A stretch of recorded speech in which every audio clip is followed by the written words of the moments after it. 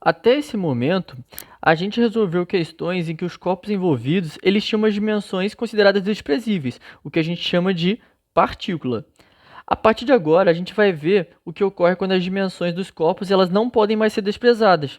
Como assim? Quando a gente tiver um carro que ele está ultrapassando um caminhão na estrada, e a gente considerar o tamanho deles, ou então um trem que está atravessando um túnel, nesses casos, esses corpos que a gente está analisando, eles são considerados corpos extensos. E aí, o jeito de resolver vai ser um pouquinho diferente. E aí, para a gente entender como isso funciona, eu trouxe aqui um exemplo para a gente.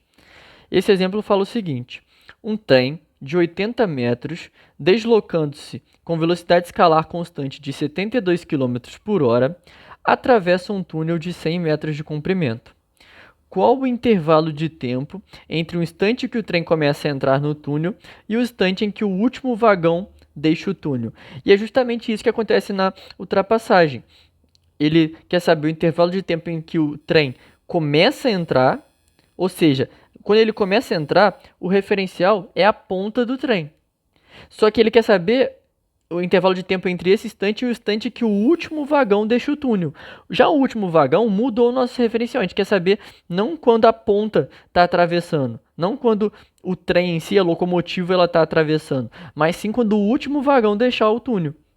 E aí a gente tem a seguinte situação. A gente tem aqui o trenzinho que eu fiz, certo? E temos um túnel de 100 metros. Vou colocar aqui o tamanho dele. Temos um trem de 80 metros. E um dado denunciado que é importante a gente transformar é essa velocidade.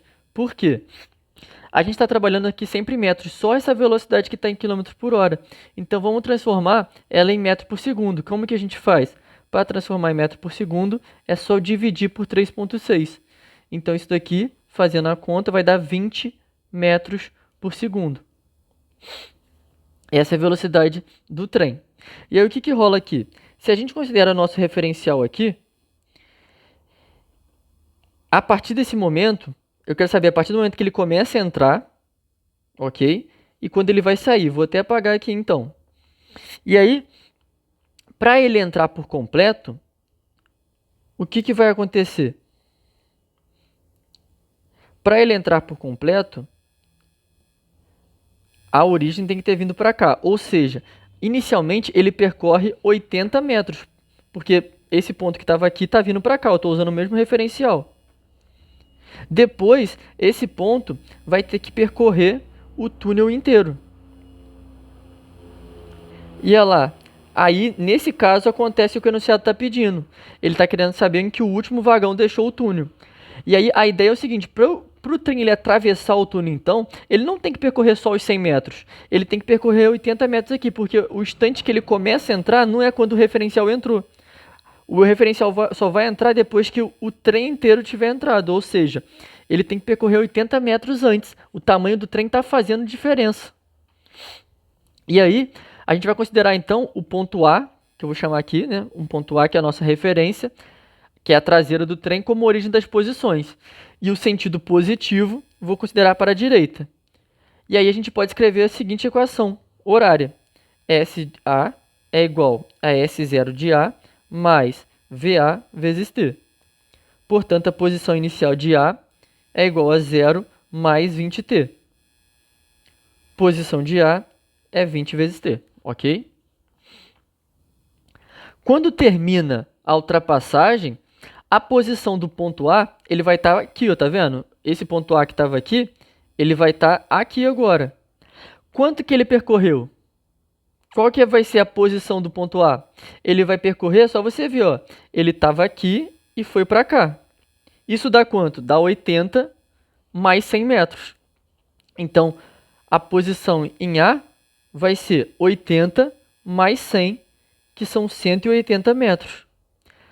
Para a gente achar, então, o tempo, a gente precisa SA igual 180, que é igual a 20T.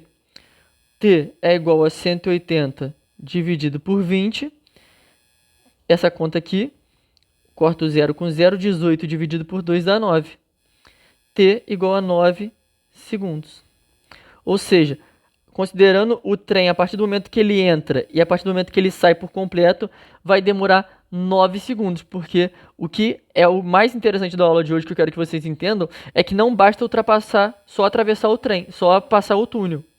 Ele tem que percorrer isso tudo aqui, esse ponto de referência, ele sai daqui e ele vai para lá, então você tem que saber quanto que esse ponto de referência está andando, ok?